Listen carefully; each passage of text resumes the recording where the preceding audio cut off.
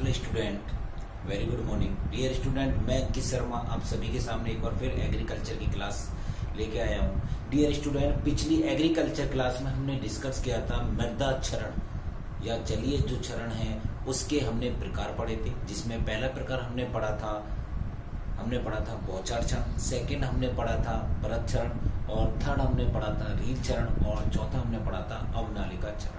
मैंने इनके बारे में आपको बताया था कि जैसे बारिश होती है तो बारिश के कारण मृदा के जो कण होते हैं वो छिन्न भिन्न हो जाते हैं, तो उसको हमने बोला था, क्या बोला था, उसको हमने बोला था बौछार क्षरण। यदि वर्षा लगातार हो रही है तो उन वर्षा से क्या होगा, मृदा के कण छिन्न भिन्न नहीं होंगे, उसकी जो ऊपरी परत है वो पूरी तरह से क्या हो जाएगी, नष्ट हो जाएगी। ठीक है।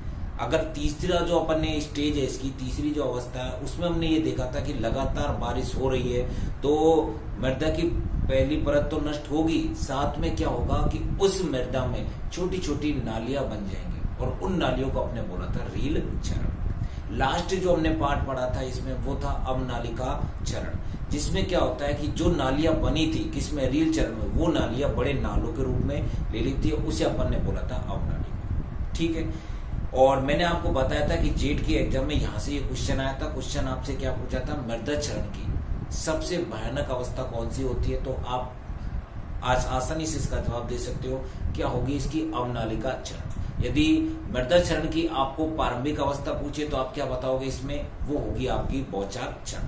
अब इस टॉपिक को आगे बढ़ाते हुए इसमें अपन आगे बढ़ते हैं और इस टॉपिक का आगे जो है वो है जलीय क्षरण को प्रभावित करने वाले कारक। ऐसे कौन कौन से कारक हैं जो कि जलीय क्षरण या मृदा अपरदन को प्रभावित करते हैं। ठीक है। तो पहला जो फैक्टर है इसका डियर स्टूडेंट वो है जलवायु, क्लाइमेट, जिसको अपन इंग्लिश में बोलते हैं जलवायु। कौन सा डियर स्टूडेंट, जलवायु। बात करें अपन सेकंड इसमें, तो सेकंड है इसमें स्थलाकृति।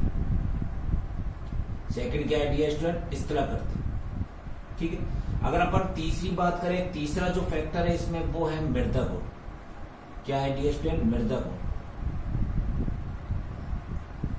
बात करें चौथा फैक्टर जो है इसमें वो है इसमें वनस्पति का प्रभाव, वनस्पति का प्रभाव। और लास्ट जो फैक्टर है इसमें वो है इसमें मानवीय कारक, मानवीय कारक, मानवीय कारक। तो ये 5 फैक्टर है, ये पांचों फैक्टर किसको प्रभावित करते हैं डियर स्टूडेंट, मृदा अपरदन या जलीय क्षरण को। ये किसको प्रभावित करते हैं डियर स्टूडेंट, जलीय क्षरण। ठीक है। तो एक एक करके पहले अपन इसके बारे में समझते हैं कि जलवायु किस प्रकार प्रभावित करती है, स्थलाकृति किस प्रकार प्रभावित करती है, मृदा गुण किस प्रकार प्रभावित करते हैं, वनस्पति किस प्रकार प्रभावित करती है और मानवीय कारक किस प्रकार प्रभावित करते हैं, किसको, जलीय क्षरण को। ठीक है। तो पहला अपन बढ़ते हैं जलवायु। तो डियर स्टूडेंट, जैसे कि मैंने आपको पहले बताया था, किसी स्थान विशेष की जो जलवायु है वो अलग होती है। भाई जहां जो जैसा क्षेत्र है वहां की जलवायु वैसी होगी।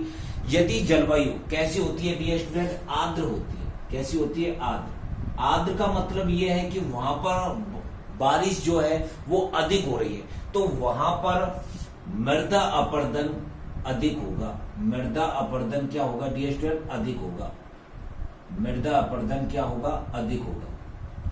क्यों होगा, क्योंकि मृदा अपरदन में मैंने आपको बताया था कि मृदा कण एक स्थान से दूसरे स्थान तक जाएंगे, तो बारिश तेज होगी तो स्वाभाविक है मृदा कण एक स्थान से दूसरे स्थान पर जाता जाएगा। ठीक है। तो यदि जलवायु आर्द्र होती है यानी बारिश वहां पर तेज होगी, बारिश यदि वहां पर तेज होती है तो वहां मृदा अपरदन या जलीय क्षरण अधिक होगा। अगर वहां की जलवायु शुष्क होती है या मैं कहूं कि वहां पर बारिश बहुत कम होती है तो वहां पर मृदा अपरदन कम होता है। वहां पर मृदा अपरदन क्या होता है डियर स्टूडेंट, कम होता है। मृदा अपरदन कम होता है। क्या होगा डियर स्टूडेंट, कम होता है। ठीक है। तो बस आपको जलवायु में यही चीज लिखनी है कि जो जलवायु किसी स्थान विशेष की जो जलवायु है वहां जैसी होती है वैसे ही वहां पर क्या होगा, मृदा अपरदन होगा। जैसे कि यदि किसी स्थान विशेष की जलवायु यदि आर्द्र है तो वहां मृदा अपरदन क्या होगा, अधिक होगा। यदि आर्द्र विशेष की जलवायु, यदि स्थान विशेष की जलवायु कैसी है, शुष्क है, तो वहां पर मृदा अपरदन क्या होगा डियर स्टूडेंट, कम होगा। ठीक है। अब अगर इसमें सेकंड पढ़ते हैं स्थलाकृति। स्थलाकृति, इसके बारे में आपको पहले भी बता चुका हूं कि ढालू भूमि या मैं ये बोल सकता हूं ऊंचे नीचे मैदान, ठीक है, ऊंचे नीचे मैदान, जैसे इस तरह से ऊंचे नीचे मैदान में जो मृदा क्षरण जो होता है या मृदा जो अपरदन होता है वो अधिक होता है, मृदा अपरदन अधिक होता है। क्यों होता है? क्योंकि इनमें जैसे बारिश होती है बहने का गुण ज्यादा होता है। जैसे ढलान ये ऊंचाई है तो यहां से जल बहेगा, बह के ये सीधा यहाँ इकट्ठा हो जाएगा, तो मृदा कण यहां से लेकर कहां चल जाएंगे, यहां पर चल जाएंगे, यानी तेजी से क्या हो रहा है, इसमें मृदा अपरदन हो रहा है। तो मैं ये बोल सकता हूं कि यदि ऊंचे नीचे मैदानों की ये लंबाई जितनी ज्यादा होगी, यानी कहने का मतलब जितनी ढलान होगी उतना ही अधिक मृदा क्षरण होगा, उतना ही अधिक डियर स्टूडेंट क्या होगा, मृदा क्षरण होगा। ठीक है, आई होप। तो इसमें क्या लिख सकते हैं कि ऊंचे नीचे मैदानों पर मृदा अपरदन या जलीय क्षरण अधिक होता है, क्योंकि ऊंचे नीचे स्थानों पर जो पानी जो है उसके बहने का जो गुण है वो अधिक पाया जाता है या उसकी गति तेज होती है, जिसके कारण मृदा क्षरण क्या होता है, अधिक होता है। ठीक है, अगर अपन बात करते हैं मृदा गुण की, तो डियर स्टूडेंट इससे पहले मैंने आपको 11th क्लास में मृदा के बारे में बताया था, तो उसमें दो चीज मैंने बताई थी। एक आपको बताई थी मृदा कण आकार, और एक बताई थी मृदा संरचना। ठीक है, मृदा कणाकार किसको बोलते हैं अपन? मृदा कणाकार अपन बोलते हैं जो मृदा के कणों का आकार कैसा है, मृदा कणों के आकार कैसा है। और जब मृदा कण एक विशेष प्रकार की संरचना बनाते हैं तो उन्हें अपन बोलते हैं मृदा संरचना। क्या बोलते हैं डियर? मृदा संरचना। तो किस प्रकार? तो हमने कुछ मृदा ऐसी देखी है जिनके जो कण होते हैं वो दूर दूर होते हैं, यानी बिखरे हुए रहते हैं, और कुछ मृदा ऐसी होती है जिनमें जो कण है वो आपस में जुड़े होते हैं। जिनमें कण दूर दूर होते हैं स्वाभाविक है उनमें जल शोषण क्षमता वो क्या होगी डियर स्टूडेंट, कम होगी, और जिनके कण पास पास होते हैं उनमें जल शोषण क्षमता क्या होगी, अधिक होगी। जिनमें जल शोषण क्षमता अधिक होगी वहां पर मृदा अपरदन क्या होगा, कम होगा। और जहां पर मृदा अपरदन ज्यादा कहां पर होगा, जहां पर जल शोषण जो क्षमता है वो क्या होगी, जल शोषण जो क्षमता है यदि वो क्या होगी, कम होगी, यदि वो कम होगी तो वहां पर मृदा अपरदन अधिक होगा। और ये केस अपन को मिलता है बिलुई मृदा में। बिलुई मृदा के जो कण होते हैं वो कैसे होते हैं, बिखरे हुए रहते हैं। किसे रहते हैं, बिखरे हुए रहते हैं। साथ में इनमें जो जल धारण जो क्षमता होती है वो कम होती है। क्यों होती है? क्योंकि कण दूर दूर रहेंगे इसलिए कम होती है। और अगर अपन देखें इसके विपरीत मटियार जो मिट्टी है या अपन बोल सकते हैं काली मिट्टी, इसमें जल धारण क्षमता अधिक होती है। क्यों? क्योंकि इसके जो कण होते हैं वो पास पास स्थित होते हैं। अर्थात मैं ये बोल सकता हूं मटियार मृदा से मृदा अपरदन कम होता है, और अगर इससे बात करूं तो मृदा अपरदन इससे ज्यादा होता है। मृदा अपरदन ज्यादा होता है किससे? इससे, क्योंकि जल धारण क्षमता भी कम है, पानी नहीं सोखेगी।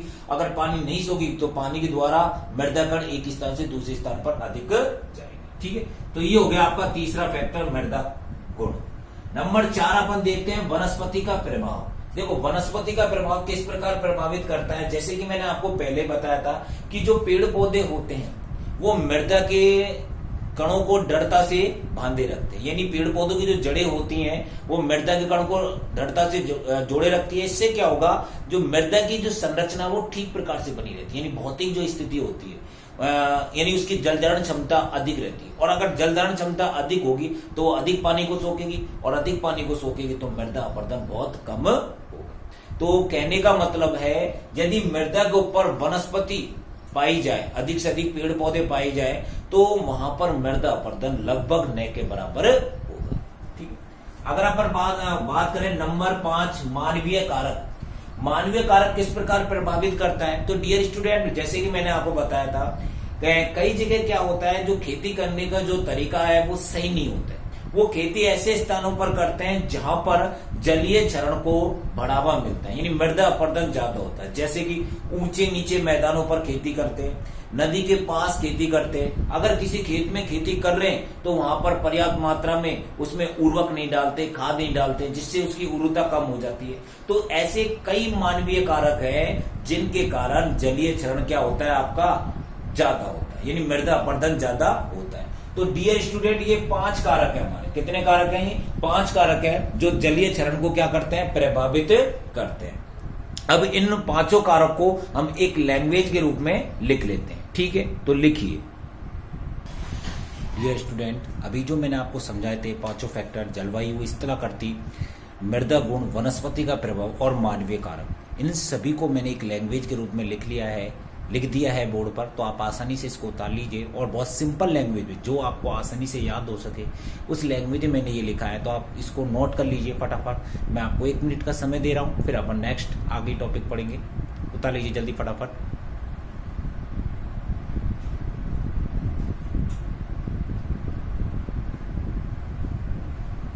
या आप वीडियो को पॉज करके भी नोट कर सकते हैं। मैं आपको साथ में प्रत्येक टॉपिक समझाते जा रहा हूँ और साथ में उसको नोट, ताकि आपको नोट्स बनाने की प्रॉब्लम नहीं आएगी। क्योंकि मैंने ये देखा है कि काफी स्टूडेंट ये बोलते हैं सर समझ में तो आ गया लेकिन लैंग्वेज क्या लिखनी है, वो सबसे ज्यादा प्रॉब्लम आती है। लेकिन मेरे इस चैनल पर आपको हर चीज हर वो चीज मिलेगी जिसकी रिक्वायरमेंट आपको होगी, ठीक है स्टूडेंट? जल्दी उतारिए फटाफट।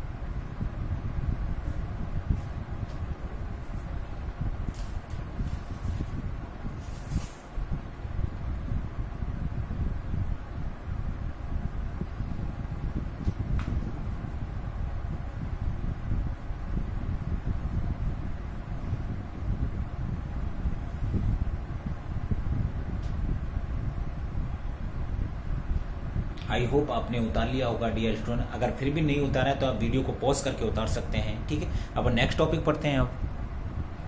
तो डियर स्टूडेंट, इससे पहले जैसे हमने पढ़ा था मृदा क्षरण को प्रभावित करने वाले कारक, 5 कारकों के बारे में अपन ने पढ़ लिया था। नेक्स्ट टॉपिक आपका इसमें है मृदा संरक्षण की विधियां। कौन सा डियर स्टूडेंट? मृदा संरक्षण की विधियां। अपन बात करें मृदा संरक्षण या सॉइल कंजर्वेशन, जिसको मैं आपको पहले भी बता चुका हूँ। सॉइल कंजर्वेशन अपन किसे बोलेंगे कि जो मृदा क्षरण को रोके, अर्थात अपन ये बोल सकते हैं ऐसी विधियां जो मृदा संरक्षण को रोकने के लिए अपनाई जाती है उन्हें अपन बोलते हैं मृदा संरक्षण की विधियां, ठीक है? यही चीज मैंने यहाँ पर लिखी है कि मृदा संरक्षण की विधियां अपन किसे बोलेंगे, ऐसी विधियां जो मृदा संरक्षण या अपरदन को रोकने के लिए अपनाई जाती है उसे अपन क्या बोलते हैं, मृदा संरक्षण विधियां कहते हैं, ठीक है? ये विधियां 2 प्रकार की होती है। कितने प्रकार की होती है स्टूडेंट? 2 प्रकार की होती है। पहली जो होती है इसमें वो होती है मृदा संरक्षण की जैविक विधियां। कौन सी होती है? मृदा संरक्षण की जैविक विधियां। सेकंड होती है इसमें मृदा संरक्षण की यांत्रिक विधियां। कौन सी होती है? मृदा संरक्षण की यांत्रिक विधियां। तो ये दोनों चीजें अपन इसमें पढ़ेंगे। तो सबसे पहले अपन देखते हैं इसमें मृदा संरक्षण की जैविक विधियां। देखो मृदा संरक्षण की जो जैविक विधियां हैं वो फिर 3 प्रकार की हैं। कौन कौन सी है वो? पहली होती है शस्य संबंधित विधियां, यानी जो एग्रोनॉमी से संबंधित जो विधियां हैं उनके अंतर्गत पढ़ेंगे इसमें अपन। सेकेंड है इसमें घास संबंधित विधियां और थर्ड है इसमें वृक्षारोपण। तो ये जो तीनों विधियां हैं इन विधियों को अपन बोलेंगे मृदा संरक्षण की जैविक विधियां, ठीक है? तो पहले अपन पढ़ते हैं इसमें शस्य संबंधित विधियां, या अपन इसको ये बोल सकते हैं एग्रोनॉमी जो है उससे संबंधित कृषि किस प्रकार की जाती है, खेती किस प्रकार की जाती है, ऐसी कौन सी विधि है, तो उसके बारे में अपन देखते हैं। तो ये 5 प्रकार से है शस्य संबंधित विधियां जो है। पहली आती है समुच्च खेती, सेकंड आती है भू परिष्करण, थर्ड आता है पलवार, फोर्थ आता है फसल चक्र और नंबर 5 आता है पट्टियों में फसल। अगर अपन बात करें नंबर फर्स्ट यानी समुच्च खेती, समुच्च खेती इसको इंग्लिश में बोला जाता है कंटूर फार्मिंग। क्या बोला जाता है स्टूडेंट? Contour farming. समुच्च खेती में क्या होता है, तो जैसे कि मैंने आपको बताया था, जैसे कि ये ढलान के विपरीत जो खेती की जाती है, ढलान के विपरीत जो खेती की जाती है उसे अपन बोलते हैं समुच्च खेती, ठीक है? ये कहाँ पे की जाती है? जो पहाड़ी इलाके होते हैं वहां पर इस प्रकार की खेती की जाती है, ढलान के विपरीत। इस तरह से ये पट्टियां बनाई जाती है, इन ढलान के विपरीत ये ढलान हो गया, इसके नीचे क्या बनाई जाती है, ऐसी रेखाएं बनाई जाती है, पट्टियां।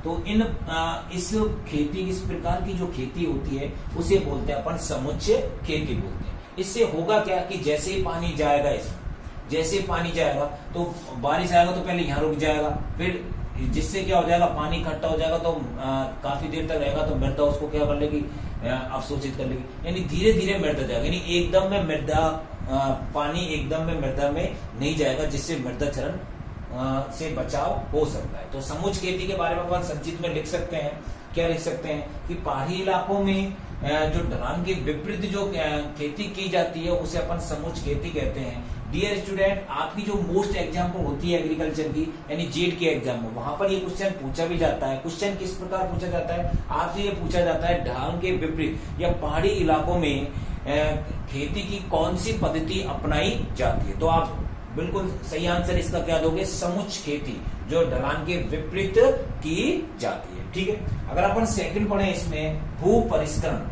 तो भू परिष्करण की अगर अपन बात करें, इसमें सेकंड अपन बात करें भू परिष्करण,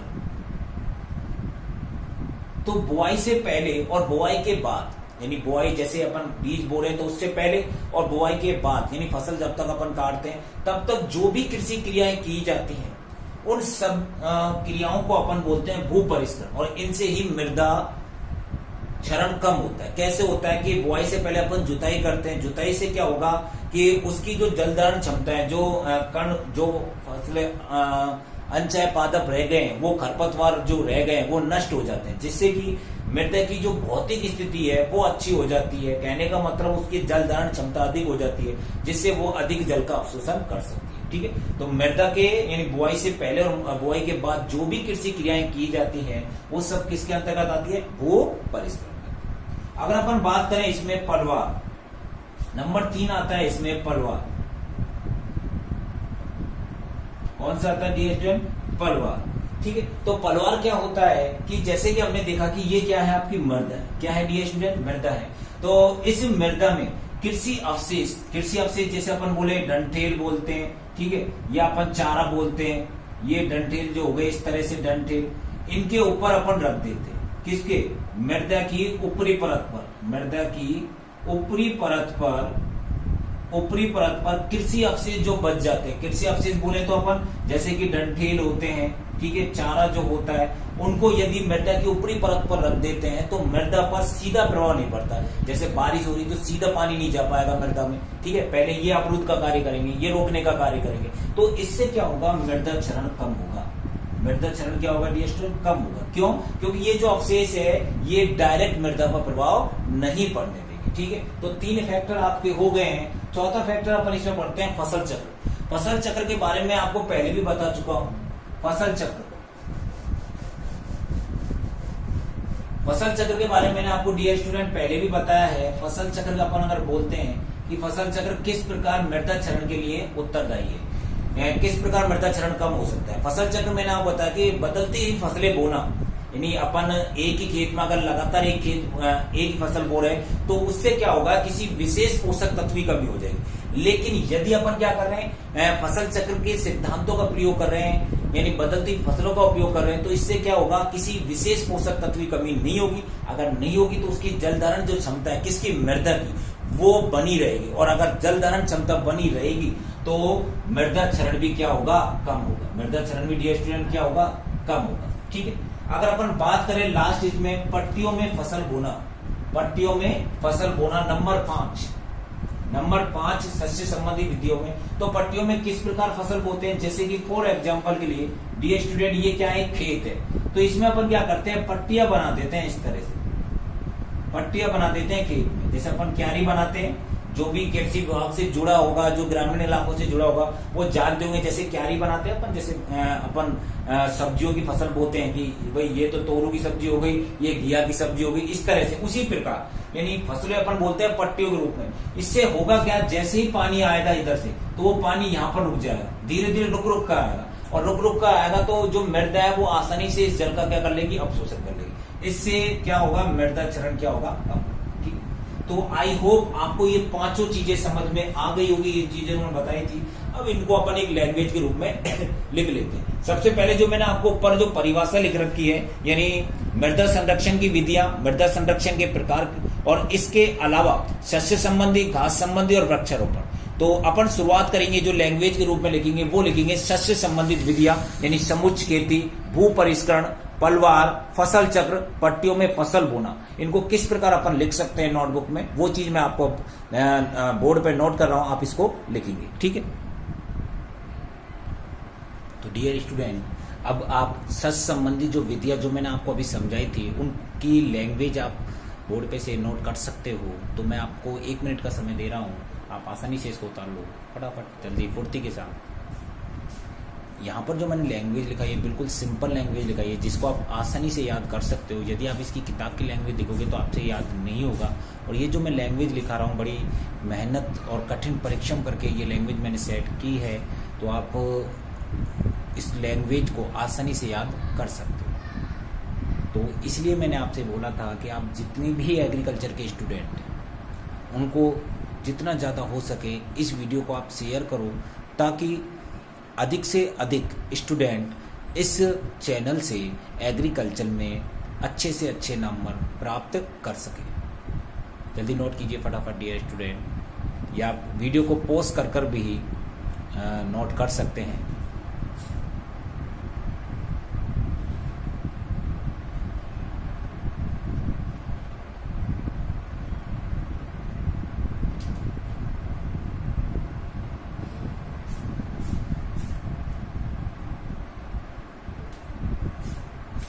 डियर स्टूडेंट, जैसे कि आज हम सबने पढ़ा है कि मृदा क्षरण को प्रभावित करने वाले कारक कौन कौन से हैं, उन कारकों के बारे में हमने पढ़ा। इसके अलावा मृदा संरक्षण क्या होता है, उसकी विधियां कौन कौन सी होती है, उन विधियों के बारे में पढ़ा था। और इसके अलावा आज हमने पढ़ा है सस्य संबंधित विधियां, और जिनके 5 हमने प्रकार पढ़े, 5 को मैंने संक्षिप्त लैंग्वेज में आपको समझाया है और संक्षिप्त में ही आपको नोट करवाया है, ठीक है डियर स्टूडेंट। आपको करना क्या है, आपको ज़्यादा से ज़्यादा इस चैनल को शेयर करना है। जितने भी एग्रीकल्चर के स्टूडेंट हैं उन सभी को इस चैनल के बारे में बताना है। और मैं आपसे यही चाहूँगा इस चैनल को आप अपना प्यार दें, और प्यार आप कैसे दे सकते हो, अधिक से अधिक इस चैनल को आप सब्सक्राइब करें, लाइक करें। और मैं यही चाहूँगा कि अगर आप मुझे ऐसा सपोर्ट करते रहे तो मैं आप सभी के लिए अच्छे से अच्छे वीडियो इस चैनल पर उपलब्ध कराता रहूँगा। ओके डियर स्टूडेंट, फिर मिलूंगा एक नई क्लास के साथ, एक नई वीडियो। Okay bye.